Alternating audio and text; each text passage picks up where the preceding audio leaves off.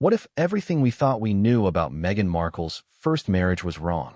What if the real story, the one quietly buried for over a decade, wasn't about distance or fame or careers pulling two people apart, but about a single hidden contract that Trevor Engelson allegedly found by accident?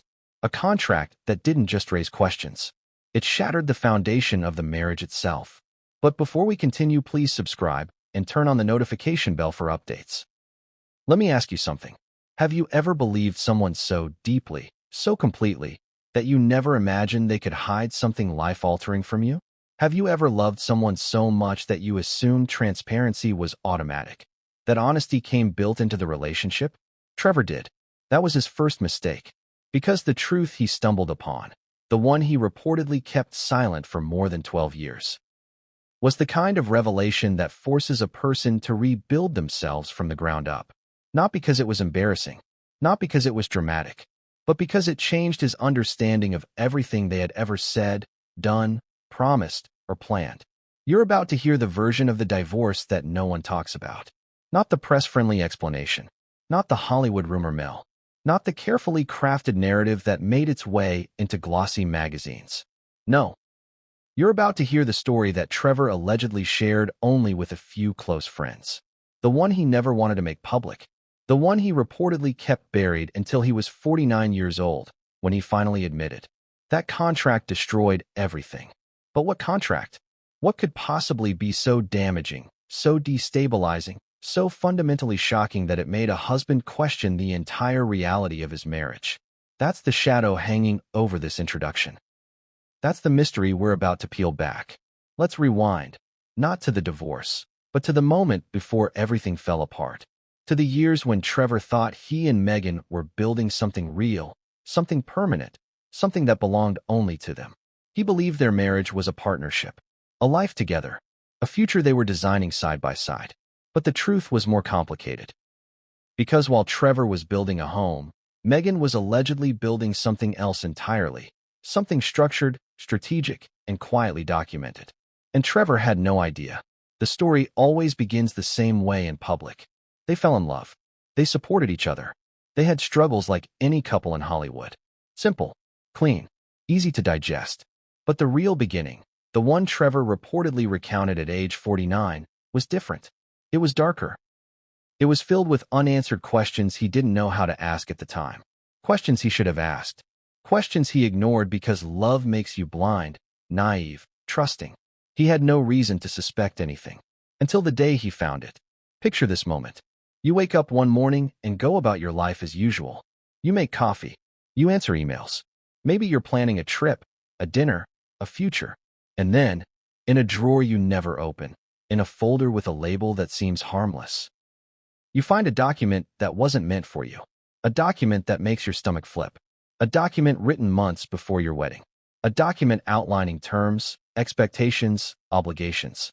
A document that makes you realize your marriage may not be the emotional partnership you believed it was. Was it a Hollywood deal? A personal contract? A career agreement? A premarital arrangement with clauses Trevor never signed and never even saw? That's the puzzle Trevor had to solve. And the more he looked at it, the more the pieces didn't fit. This was the beginning of the unraveling. Not the arguments, not the distance, not the casting changes, or the fame, or the separate careers. No, the beginning was a hidden agreement that suggested plans he didn't know existed. Listen closely here, because this is the detail most people miss. This wasn't a contract with Trevor. It wasn't a contract involving him. It was a contract about him, about the marriage, about expectations and options, something Meghan allegedly signed before the wedding that outlined her intentions, timelines, and exit strategies if certain conditions weren't met. Imagine being Trevor and reading that. Imagine the cold shock. Imagine the betrayal. Imagine the confusion of asking yourself, was the marriage real? Or was it a step in a longer plan I wasn't aware of? Here's where the emotional hurricane begins swirling. Because Trevor didn't react immediately. He didn't confront her right away. He didn't hire a lawyer, call a friend, or storm out of the house. He froze. Because the human mind doesn't accept betrayal instantly. It circles it. It analyzes it. It denies it.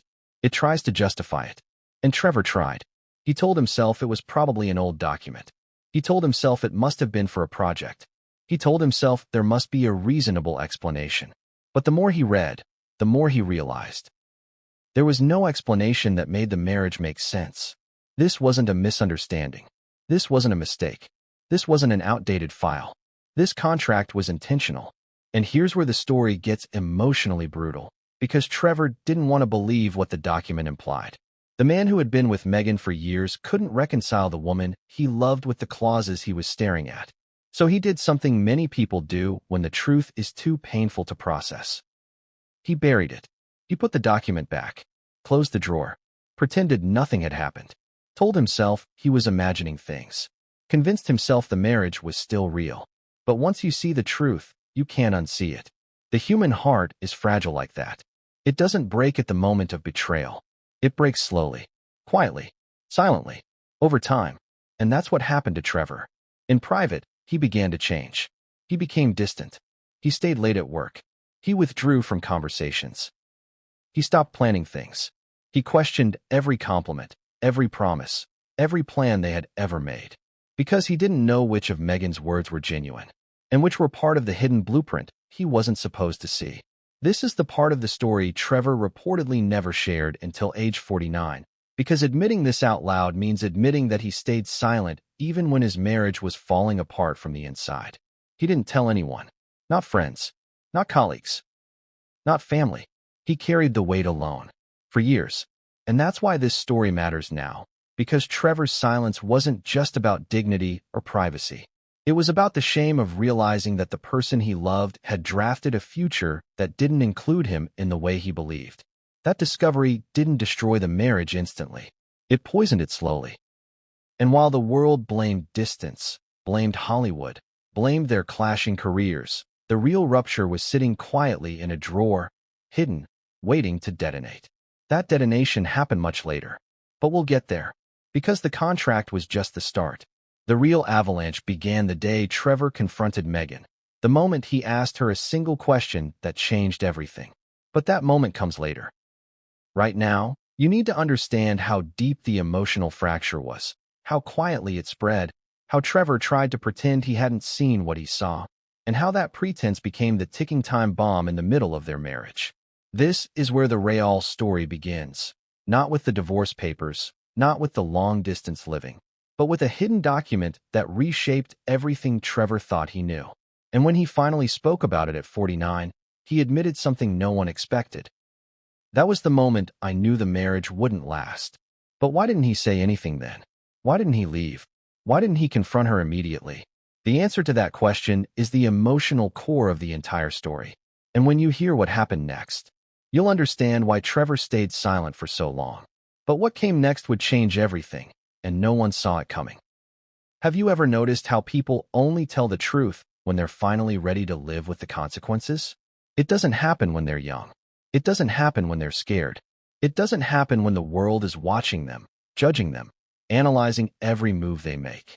No, real truth only comes out when a person has lived long enough, hurt long enough, healed enough, and survived enough to finally stop caring about how others will react.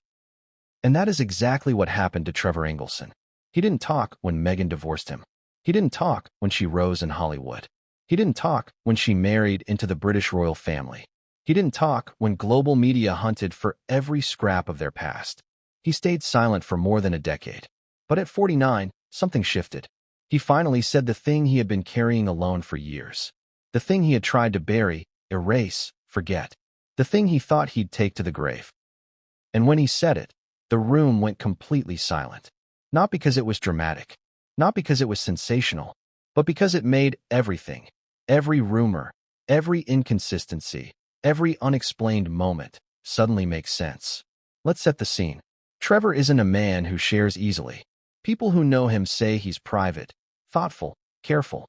He's not loud, not explosive, not the kind of Hollywood producer who uses shock value to grab attention. He's measured. He's strategic. He's the kind of man who only speaks when he feels it matters. So imagine the weight, the emotional density, of a secret so heavy that it finally forced him to speak. Picture him at 49, a successful producer, a remarried man, a father, A person who rebuilt himself from the rubble of a marriage that ended long before the world noticed. He wasn't talking out of anger. He wasn't talking out of revenge. He wasn't trying to expose, hurt, or humiliate anyone. He was finally talking because he understood something. Silence doesn't heal you. Silence traps you. After all these years, he reportedly said quietly, "I think the real reason I left was that contract." A contract. One word. But one word that instantly rewrites the entire story. Sit with that for a moment. Because when you hear the word contract, you don't think of love. You don't think of intimacy. You don't think of marriage vows or emotional vulnerability. You think of terms, conditions, expectations, deadlines, obligations. And that is exactly why this revelation hit so hard. Because Trevor wasn't saying the marriage dissolved because of distance or careers or the pressures of Hollywood. He was saying he walked away because he realized there had been a plan, a roadmap, that he didn't know he was part of. A plan he never agreed to. A plan he wasn't supposed to find out about. What kind of contract was it, you might be wondering? What could possibly be so devastating that it pushed him toward divorce? That's the question everyone in the room asked the moment he said it. But before he explained the details, he explained the moment. And the moment was more painful than the contract itself. Imagine Trevor at home, in the early days of their marriage.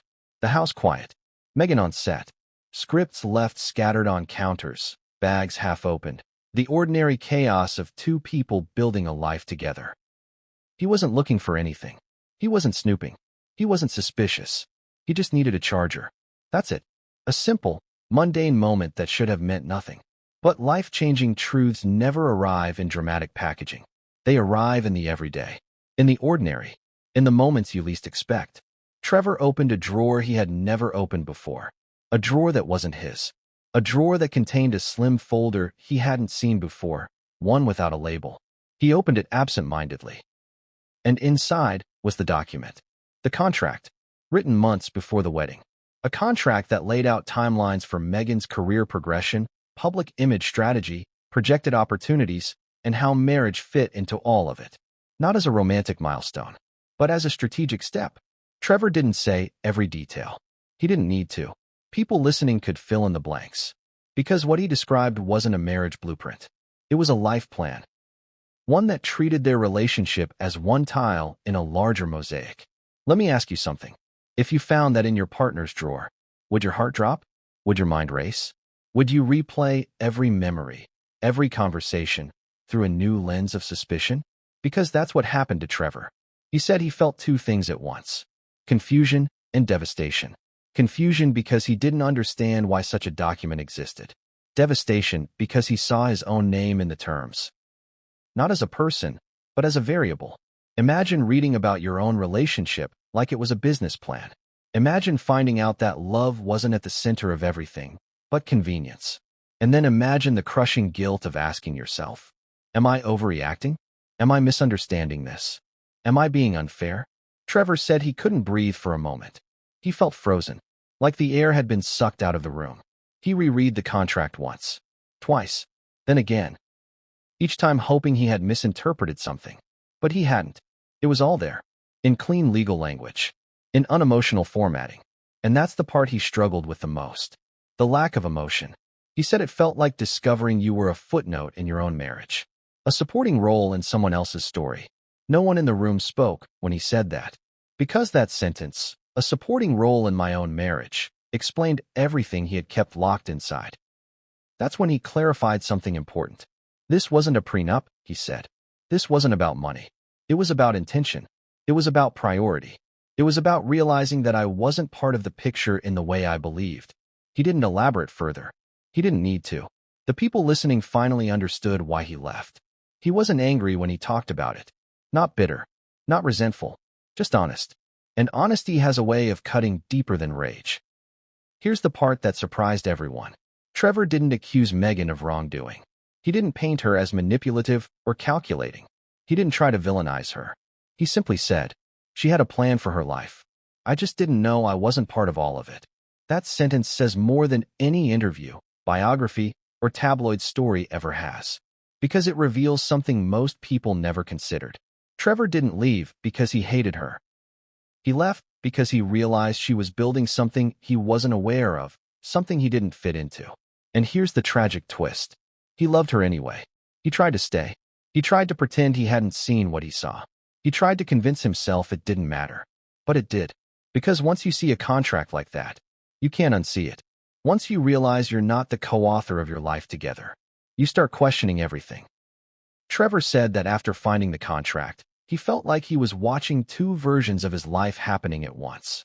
The version he believed in, and the version described in that folder. He tried to merge them. He tried to make them match. But they never did. He said he felt himself pulling away, not physically, but emotionally. That's when he said the line that stunned everyone. I didn't realize it then, but that was the moment the marriage began to end. Not the argument months later. Not the career differences. Not the long-distance living situation. No, it ended the moment he opened that drawer. And here's where the story gets even more intriguing. Trevor didn't say anything for years because he was embarrassed. Not embarrassed by Meghan. Embarrassed by himself. Who stays after finding something like that, he asked. He did. Because love is stubborn. Because hope is blinding. Because heartbreak is always slower than truth. And that's when he revealed the most haunting detail of all. I wasn't supposed to find it. Those 6 words changed the entire room. Not supposed to find it. Meaning, someone hid it. Someone knew it shouldn't be seen. Someone created a plan that wasn't meant to be shared. And that is the emotional heartbeat of the entire story. Because once you realize you were never meant to know the truth, something inside you breaks in a way that can never be repaired. Trevor's voice reportedly grew quieter when he said, I loved her. But after I found that contract, I realized she didn't love me in the same way. He didn't say it with bitterness. He said it with acceptance. And acceptance is always the final stage of heartbreak. But here's where we stop. Because although Trevor explained what the contract did to him emotionally, he didn't explain what happened next. Not yet.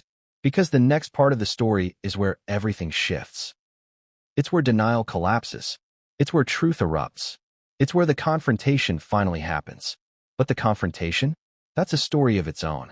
For Trevor Engelson, that moment came under the hazy Los Angeles sunset, when everything still felt possible. When life wasn't measured in betrayals or folders hidden in drawers, but in laughter shared over takeout dinners, ambitious dreams, and long conversations that made the rest of the world disappear. Before the secret, before the contract, before the emotional implosion, Trevor truly believed Meghan Markle was his forever. And in a city like Los Angeles, a place known more for breakups than fairy tales, that belief was rare, precious, dangerous. Because when you idealize someone, you stop noticing the small cracks forming beneath your feet. You stop asking questions. You stop checking the temperature of your relationship. You stop protecting yourself. You just give in. And that's exactly what Trevor did. He fell hard. Fast. All in. By all accounts, their early relationship was electric. Chemistry that crackled through rooms. An ease with each other that friends envied. Meghan had the charisma. Trevor had the drive. Together, they looked, from the outside, like a Hollywood power couple in the making. And yet, something strange was always there. Not loud. Not obvious. But something. Friends would later say Meghan's ambition didn't feel like ordinary goal setting. It felt choreographed. Like she always had a blueprint no one else could see. Trevor didn't see it at first. He didn't want to. He was in love. He believed in Meghan. Believed in them. In fact, those who knew Trevor back then say he used to tell people, she gets it. She gets me. We're going to build something together. There's that word again, together. That was always the dream. 2 artists in the industry. 2 fighters trying to carve out a space in Hollywood. Trevor had already found some footing. Producing independent films, getting traction behind the scenes. Meghan was still climbing. Audition after audition. Bit roles, forgotten shows, guest appearances. Trevor supported her through all of it. He believed her breakthrough would come. He believed her talent would shine through. He believed the best thing he could do was be the foundation beneath her rise. What he didn't realize at the time, what he couldn't have known, was that some people don't want foundations. They want launch pads. And Trevor? He was never trained to tell the difference.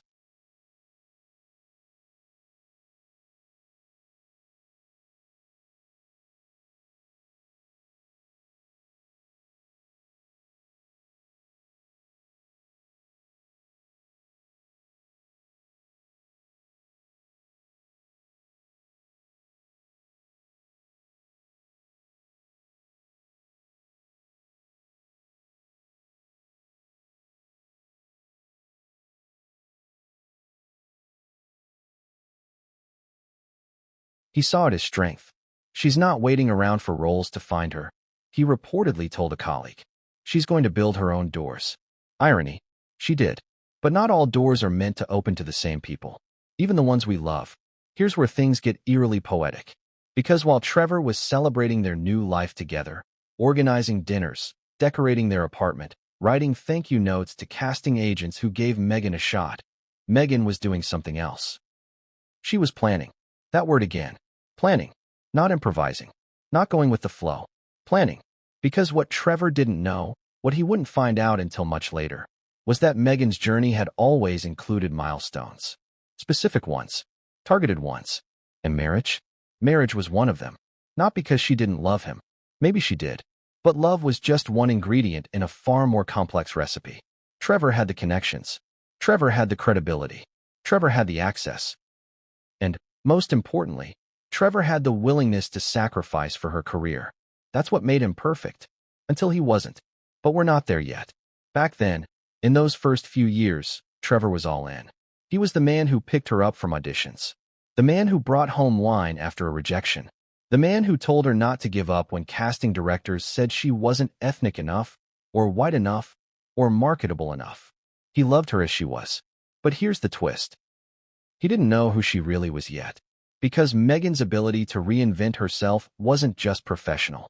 It was personal, fluid, strategic. The Meghan Trevor knew wasn't necessarily the Meghan the industry saw. And neither was the Meghan who signed the contract he'd later discover. It was as if there were versions of her, curated for different stages, different people, different seasons of her rise. Trevor didn't question it.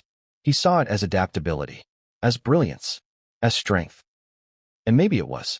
But it also meant that he was falling in love with someone who may not have been entirely real, at least, not in the ways that mattered most.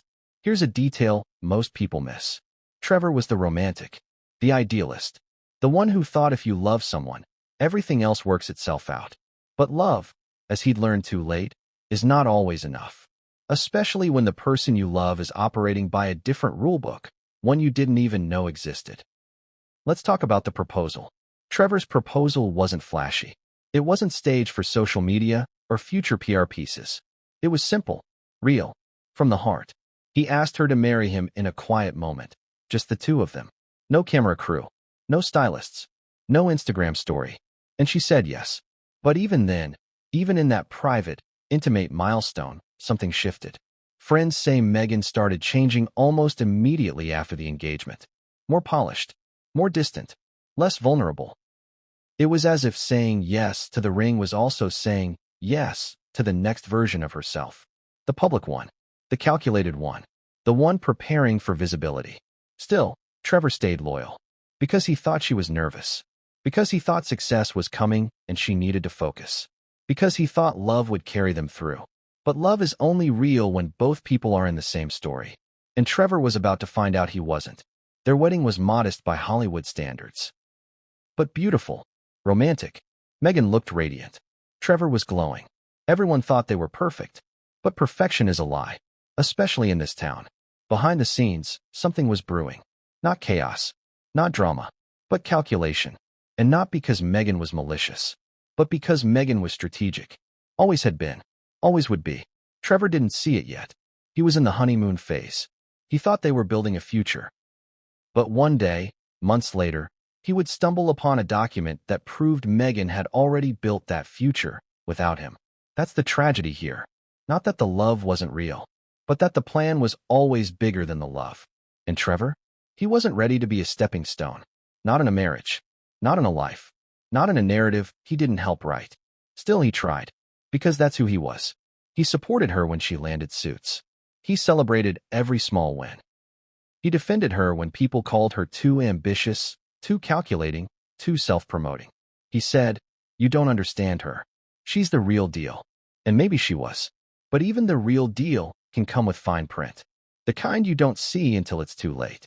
And for Trevor, too late came the moment he saw that contract.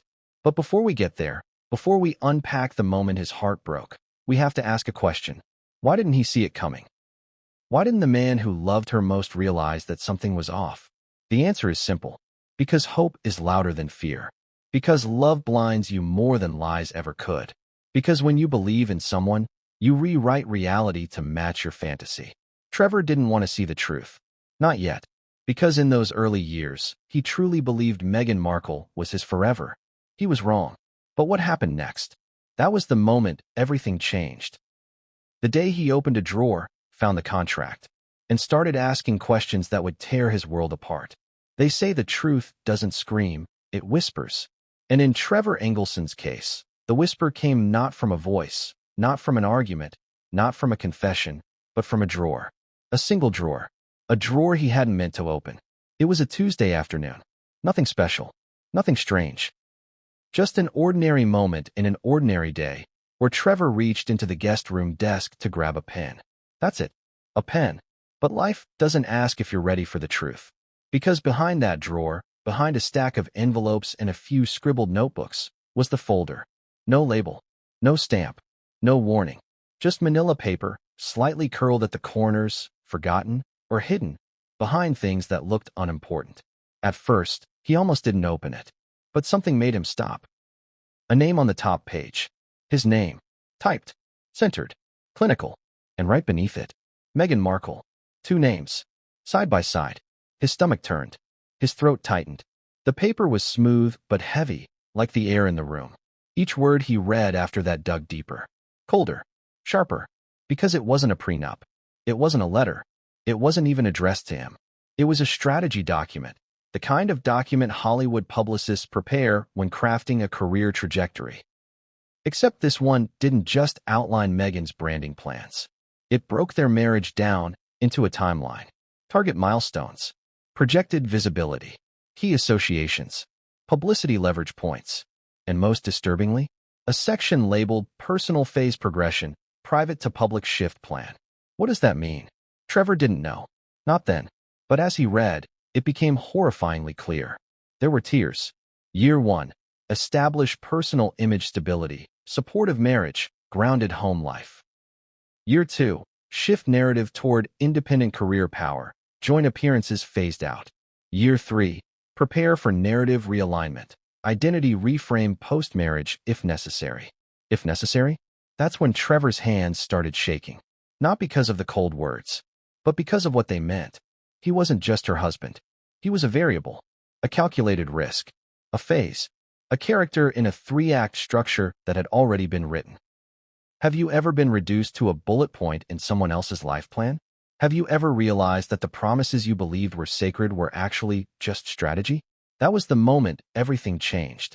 Because Trevor couldn't unsee it, couldn't unread it, couldn't unknow it, even if he tried, even if he wanted to.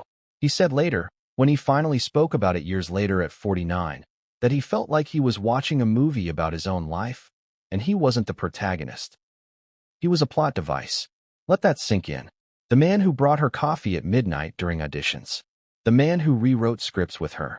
The man who told her she was going to change the world. Reduced to a line item. A personal phase milestone to be phased out. That's when the paranoia began. Because once you see that kind of thing, once you realize the person beside you may have seen your relationship as a launchpad, a narrative arc, you start questioning everything. And Trevor? He questioned everything. Every kiss. Every conversation. Every dinner. Every time she said, "I love you." Was it real? Or was it part of the plan? He didn't confront her. Not right away. He needed time. He needed space.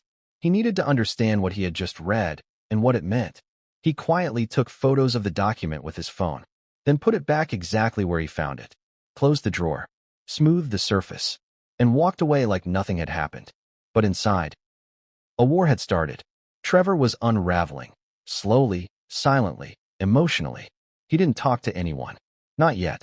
Not even his closest friends. He became quieter, more withdrawn, more analytical, because now, every interaction with Meghan felt loaded.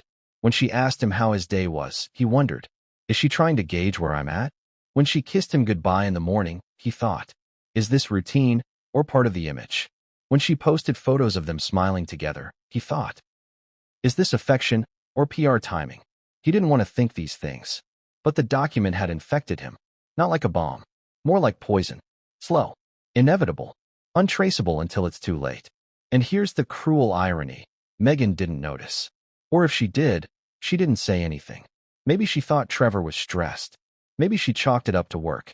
Maybe she didn't care. But Trevor noticed everything now. He watched her phone calls more closely. He watched how she smiled differently around certain people. He watched how her schedule became tighter, less spontaneous, more curated. And all the while, that contract haunted him. It wasn't just the plan. It was what the plan implied. That she had always expected their marriage to end. That he had never been part of the long-term equation. That he had been useful, but only for a time. The hardest part? He couldn't talk to her about it. Not because he was afraid of her reaction, but because he didn't know what would be worse. Her denying it and gaslighting him into thinking he imagined it. Or her confirming it and proving his worst fears true. So he said nothing. Instead, he started collecting moments. Storing them. Documenting them. Watching the cracks form. The skipped dinners. The missed texts. The sudden shifts in mood. The calculated silences before big additions. And still, he hoped he was wrong. Because hope is a funny thing. Even when you're dying inside, it whispers. Maybe this isn't what it looks like. Until one night, it wasn't whispers anymore. They were at dinner. A rare quiet night. No cameras. No phones. Just two people, or so he thought. And she said something. Casual. Offhand. Innocent. I feel like next year's going to be a big one.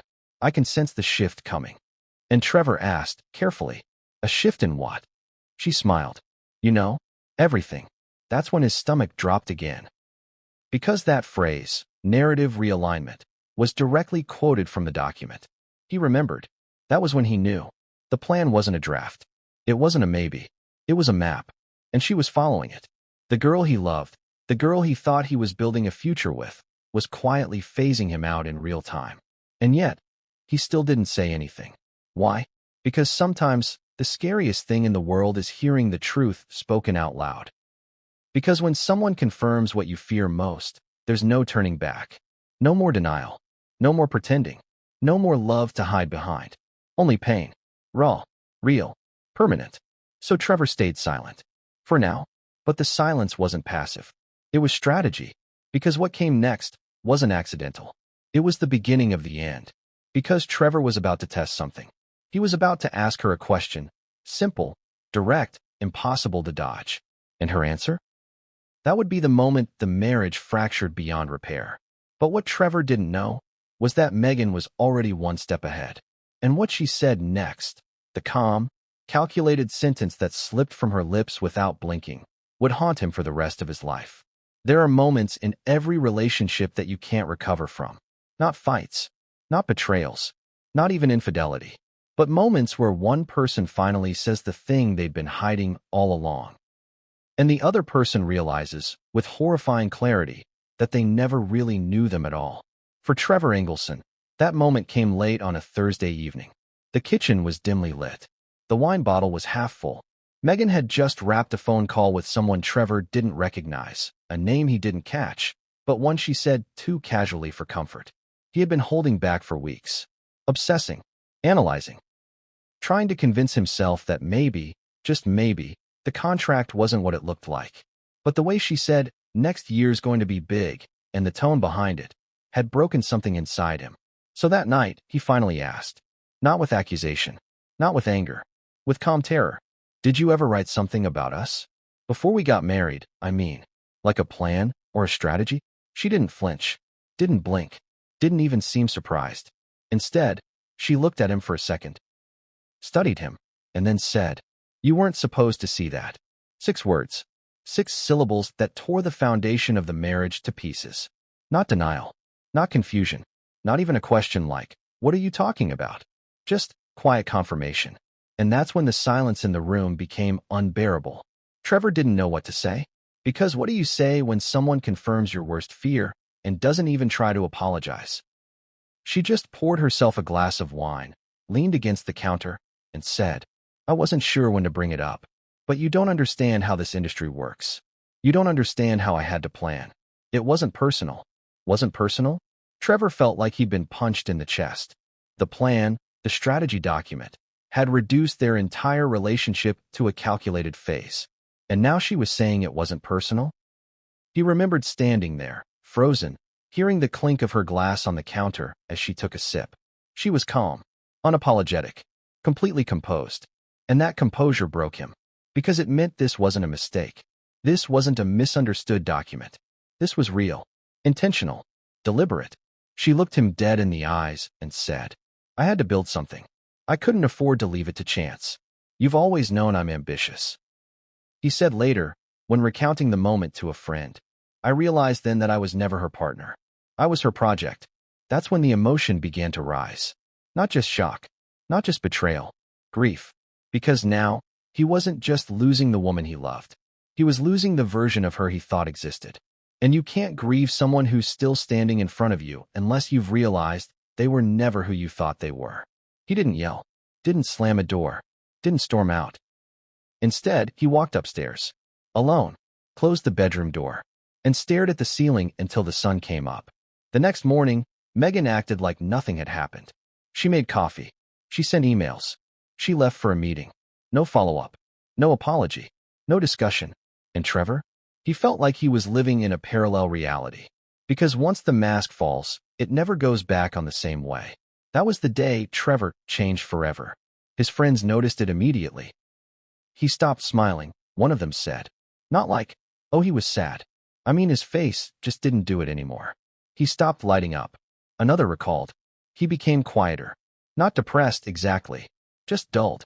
Like someone had flipped a switch inside him and dimmed everything down to low. But here's the thing. He didn't tell them why. Not yet. He didn't mention the drawer, or the contract, or the conversation. He carried it alone, because shame makes you silent. And Trevor was drowning in shame. Not because of what Meghan had done, but because he had seen it coming and ignored it. Because he had spent months pretending.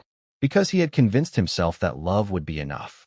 And now he had to live with the reality that he had been a stepping stone, a bridge, a placeholder. Worse, she didn't even deny it. She was done with me emotionally before I ever realized it, he later admitted. So he started pulling away, quietly, emotionally, physically. Not in anger, in grief. Because you don't rage when someone stops loving you. You mourn. And mourning is invisible, unless you know the signs. His friends did. They saw the changes. The late nights at the office. The canceled social plans. The tired eyes. One of them asked him directly, Is everything okay with you and Meghan? Trevor smiled and said, Yeah, just busy. Because even when your heart is breaking, sometimes it's easier to lie than explain. But eventually, the pressure cracked him. One night, weeks after the confrontation, he showed the photos of the contract to one trusted friend, just one, and said, Tell me I'm crazy. Please, tell me I'm reading this wrong. The friend read in silence. And when they looked up, their face said everything. You're not crazy. That's when Trevor put his head in his hands and didn't say a word for 15 minutes. Because when someone else validates your pain, it becomes real, unavoidable, inescapable. The contract wasn't a misunderstanding. The confrontation wasn't a bad dream. The unraveling wasn't imagined. It was all happening. For real. In slow motion. And the worst part? He still loved her. That's the contradiction that tore him apart. Loving someone you no longer trust. Loving someone you feel betrayed by. Loving someone who sees you as replaceable. You don't unlove them in an instant. You just start grieving them while they're still in the room. And that grief? It haunts you. It changes you. It becomes the silence between conversations. The flicker in your eyes when you talk about the future. The reason you can't fall asleep even when you're exhausted. Trevor's friends say he was never the same after that night. Because how could he be? He had seen the blueprint. He had been told, to his face, that the plan was real. And he knew, in his gut, that the countdown had already started. The marriage was dying. Slowly, quietly, professionally. Because Meghan wouldn't explode it. She would phase it out, just like the document said. And Trevor? He'd already started fading from her story. But the day she made it official was still to come. And when it arrived, when she finally pulled the trigger, it would feel less like a breakup and more like an execution. But what Trevor didn't know yet was that the final blow wouldn't come from her lips. It would come from someone else's hands. Someone who had seen the plan from the very beginning and had been waiting for just the right moment to deliver the final cut. From the outside, everything looked perfect.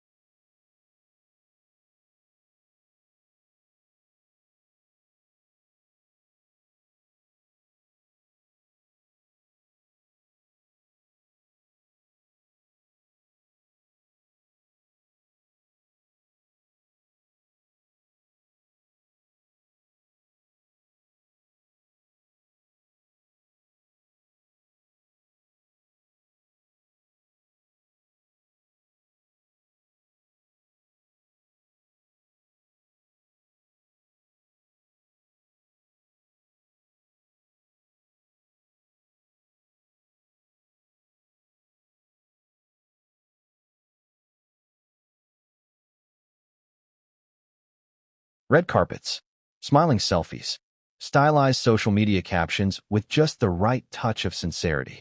Behind-the-scenes shots of yoga mornings, brunch with girlfriends, and scripts on bedside tables. Meghan Markle was finally on the rise. Suits had catapulted her into mainstream visibility. Her Instagram was growing. She had become the poster child for polished hustle, beautiful, driven, feminist, relatable. Every camera loved her. Every blog adored her. Every studio started whispering her name. But behind the flashes, Trevor Engelson was quietly falling apart. Because success doesn't destroy relationships. Silence does. And in Trevor's case, that silence had a name, a document, a timestamp, and worst of all, it had logic. That's what made it so devastating. Not the betrayal, but the fact that, on paper, it actually made sense. Meghan had mapped her ascent with chilling precision. She knew when to step forward, when to smile, when to distance herself, when to let the narrative shift, just enough, to make the next chapter feel inevitable. And Trevor? Trevor was still clinging to the last one. He still believed, even then, that maybe, she didn't mean to hurt him. Maybe she just didn't know how to explain it. Maybe she didn't realize how deeply the plan had cut into his soul. But every time she posted a glowing photo from set, while he was alone at home, a part of him died. Because now he saw the timing. Now he noticed the pattern. Now he understood that every good luck text from her before a shoot might have just been protocol. A line from the script she'd written years ago. Let's talk about Suits. It was the breakthrough she'd been chasing for years. A role with lines, with depth, with airtime. And she nailed it. Every episode pushed her closer to the spotlight. She was graceful, sharp, media-friendly, and every press interview, she played it perfectly. I'm just a girl who worked really hard, she'd say. Or, I've been through ups and downs like anyone else. But I never gave up. Trevor watched those interviews from home, alone, and each time she referenced her journey, her path, her sacrifices, he heard what she didn't say. She never mentioned him. Not once. Not the man who held her hand through every rejection. Not the man who paid her rent when roles dried up. Not the man who built his schedule around her auditions. He had been erased. And that erasure didn't happen loudly. It was soft, deliberate, one interview at a time, one magazine spread at a time, one curated caption at a time. Even their wedding photos, once proudly framed in their living room, slowly disappeared from her feed. First fewer tags, then no tags, then cropped photos, then no photos. Gone. That's when Trevor realized she was practicing narrative minimalism. Not in her fashion, in her history. Cutting away pieces that didn't match the next act. And he was the biggest piece of all. Let me ask you something. What hurts more? Someone leaving you violently? Or someone phasing you out so slowly that you don't realize you're gone until they're already somewhere else? Trevor felt like a ghost in his own life. Still married. Still legally attached. Still texting her good luck before interviews. Still waking up next to her. But emotionally, she was gone. Because Meghan wasn't just acting on TV. She was acting everywhere. Not maliciously. Not cruelly. Professionally. She knew what image she needed. And the image didn't include a fading producer husband quietly slipping into depression. It included solo branding. Female empowerment. Clean lines. No baggage. And Trevor, no matter how much he loved her, was now baggage. That's the word a mutual acquaintance used in passing at a dinner party. Trevor never forgot it. Meghan's gotta be careful, the woman had said. She's breaking through now. She doesn't need wait. Wait. Trevor wasn't a husband. He was wait. Do you understand the emotional violence of that moment? Do you understand what it feels like to be reduced to an inconvenience in someone else's origin story? That's what Trevor carried silently. Day after day, while she flew to Toronto to film, while she dined with publicists, while she sat for interviews and smiled through every question. He stayed home, not because she asked him to, but because he didn't know who he was to her anymore. He stopped sharing ideas, stopped sending scripts, stopped asking about her projects. He withdrew, not out of anger, but out of grief. Because grief isn't loud. It's quiet. It's heavy. It's slow. And Trevor? He was grieving the death of a marriage that still technically existed. Friends began to notice. One close producer friend said, Trevor started answering everything with "it's fine." But it was the kind of fine that tells you it's not fine. It's the fine that sounds like someone quietly drowning. Another friend told the story of how Trevor skipped a huge industry event because Meghan had told him, "It's better if I go alone. Easier to navigate press expectations." Translation: you don't fit the narrative anymore.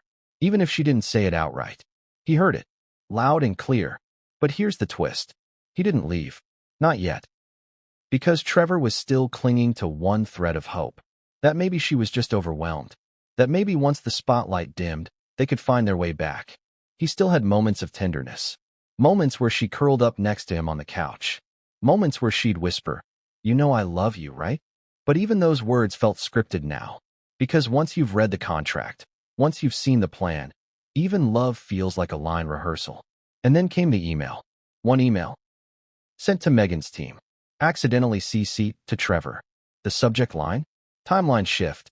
Personal narrative acceleration. He opened it. And what he read made his hands go cold. It was from a branding consultant, outlining a new version of Meghan's next 6 months. Public pivots. Quote positioning. And in the final bullet point, begin distancing from outdated identifiers. Personal relationship status may require reframing. Outdated identifiers. That's what he had become. An old brand. A liability. A phase now in its final transition. Trevor didn't respond. Didn't call. Didn't text. Didn't ask for clarification. He just closed the laptop and sat in silence for hours. That was the day he knew it was over. Even before she said the words. Even before the official separation. She had already left. Long ago. Now she was just cleaning up the details. But what Trevor didn't expect was that she wouldn't be the one to officially initiate the ending. That task, that final dagger, would come from someone else, someone close, someone he never suspected, someone who had seen the contract before he ever did. Sometimes, betrayal doesn't come from the enemy. It comes from the person who sits across the dinner table, the one who laughs at your jokes, the one who swears they're on your side. And when it hits, it doesn't feel like a slap. It feels like a scalpel, precise, premeditated, and permanently disfiguring. Trevor Engelson thought he had already endured the worst of it. He had found the contract. He had confronted Meghan. He had watched himself become a ghost in her carefully curated public life. But what he didn't know, what he couldn't have known, was that someone else had been involved. Someone he trusted. Someone who had been smiling in his face while quietly watching the marriage unravel from the inside. Her name? Emily, Trevor's assistant. His work confidant. A quiet, efficient presence in his daily life. She handled his calendar, his calls, his schedules, his emotional logistics. And he never suspected her, not for a second. Because why would he? Emily had been with him since before the wedding. She knew everything about his life. She'd ordered flowers for Meghan on anniversaries. She'd booked surprise spa days. She'd coordinated last-minute flights when they were long distance. She was part of the machinery of the relationship. But behind that professionalism, Emily had a secret, and Trevor discovered it purely by accident. It started with a Dropbox link, a broken one, a folder labeled Archive Strategy.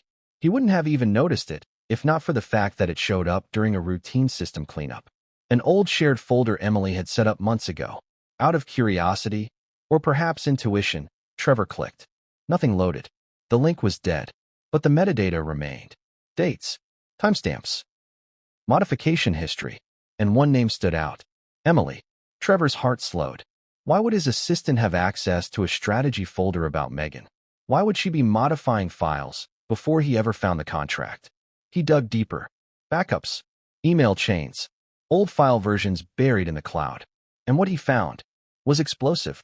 Not only had Emily known about the strategy document, she helped format it. Not only had she seen the timeline before Trevor, she had contributed to it. How? Because Emily wasn't just working for Trevor. She had also done freelance work for Meghan's early branding team. A one-off consulting gig. An under-the-radar setup. Just a few weeks of document structuring, formatting brand decks, organizing rollout calendars. Nothing illegal, but everything intimate. And worst of all, she never told Trevor. She sat there, day after day, managing his schedule, booking his lunches, coordinating meetings with Meghan's team, while knowing that Meghan was planning a narrative exit strategy from the marriage. Trevor couldn't breathe. This wasn't a stranger. This wasn't some anonymous intern. This was someone he spoke to daily. Someone who knew how broken he was becoming. Someone who watched him cry in silence and still said, "Anything I can do to help?" And all the while, she had already helped write the script for his collapse. The fury hit him in waves. Not the kind of fury that explodes. The kind that paralyzes. Because betrayal is never just about the action. It's about the intentional silence behind it. He confronted her. Simple. Direct. Cold. "I found the archive," he said. Emily didn't play dumb. She didn't deny it. Didn't stutter. She just nodded and said, "It was work. That's all." Work? That word hit like a gunshot. Because to Trevor, the marriage was life. Love. Family. And to the two women around him, Meghan and Emily, it had been a campaign. When he pressed further, Emily offered the kind of defense that sounds rational but feels radioactive. "I was just organizing the plan. I didn't write it. I didn't even understand most of it. I assumed you knew." He laughed, not because it was funny, because it was tragic, because in that moment, he realized something. There were entire conversations about his life that he had never been part of. That contract. That wasn't a secret tucked away in a drawer. It had been passed around, edited, workshopped, collaborated on. And yet, the man it impacted the most was the last to know. Do you know how humiliating that is? To be the star of a show you didn't audition for. To be the emotional collateral in someone else's professional growth plan. To be the final stage exit in a relationship pitch deck designed by someone on your own payroll. Trevor didn't scream. He didn't fire her. Not right away. He just said, "Thank you. That's all I needed to know," and walked away. But he didn't go home. He drove. No destination. No plan. Just miles and silence. For 6 hours. Because sometimes, when everything collapses, you don't seek comfort. You seek numbness. And that's what Trevor felt. Numb. Numb to Meghan. Numb to Emily. Numb to the home he had built with both of them around him. He said later, "That was the moment I stopped being married. Not when we signed the papers. Not when we packed the boxes. The day I found that archive, that's when the marriage died for me." From that point on, Trevor was different. Colder. Quieter. Detached. He stopped answering texts right away. He started sleeping on the guest room sofa. He stopped asking Meghan how her shoots were going. Because now he wasn't living in a partnership. He was living inside a script, and he was the only one who hadn't read the final page. But what he didn't realize, the final page had already been printed, and someone else, someone unexpected, was about to hand it to him. Because the divorce wouldn't be delivered with a shout. It would arrive with a smile and an envelope from someone even closer than Emily. It didn't happen with yelling. There were no shattered glasses, no slammed doors, no tear-streaked ultimatums. Just a sentence. Clean. Practiced. Delivered like a line from a script rehearsed in front of a mirror. And that was what made it hurt the most. It was a Wednesday. Late. Quiet. Trevor had just returned from a long, aimless drive. The kind you take when everything feels pointless and every streetlight looks like an accusation. He walked in the door. The lights were dim.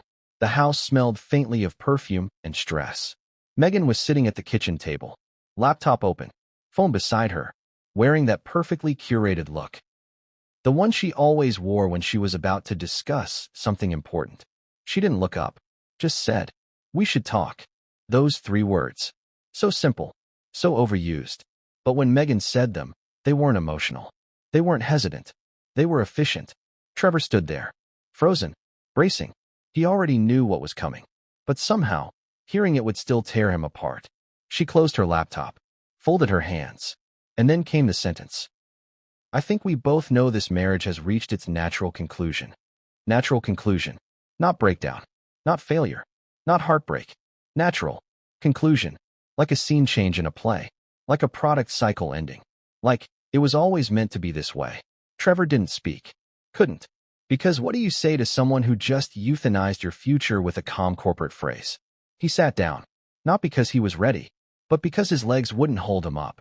Meghan took a breath. "I've spoken with a transition manager. Someone discreet.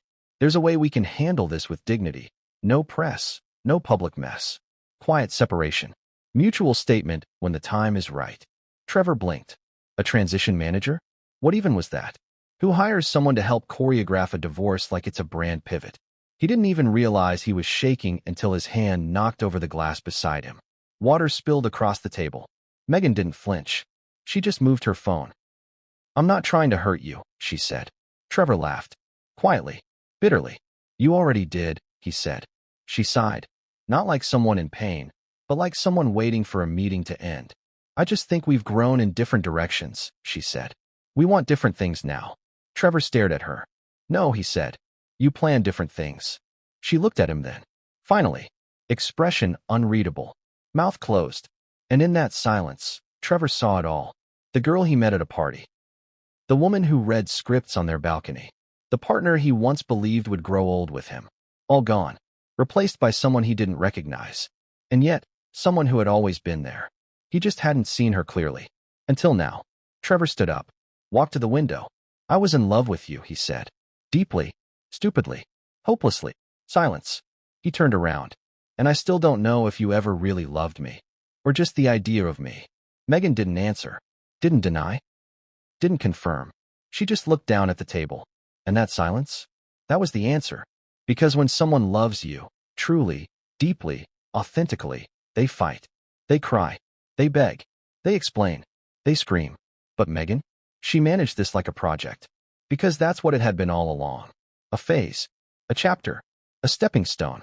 And now that it had served its purpose, it was being wrapped up, packaged, archived. And Trevor? Trevor was the collateral damage. She pushed a folder across the table. A folder. Preliminary logistics, she said. It was color-coded. Key dates. Account transitions. Moving options. There was even a suggested timeline for a joint public statement. She had written a draft.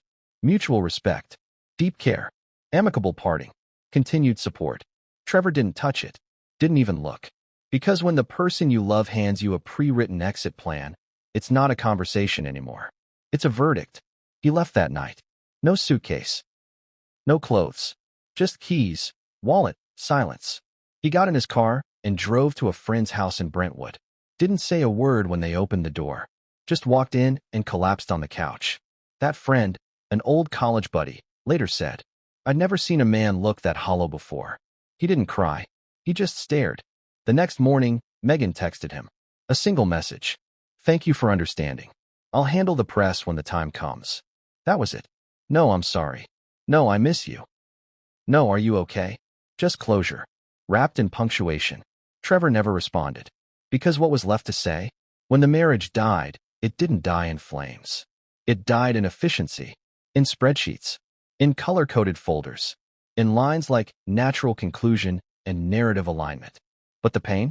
That was messy. Raw. Ugly. And it was all his to carry. Because Meghan? She was already moving on. Already rehearsing for the next scene. The next chapter. The next version of her life. One that no longer included the man who loved her more than she'll ever know.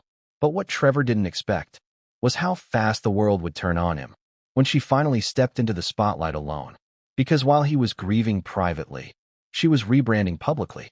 And what came next wasn't just divorce. It was erasure.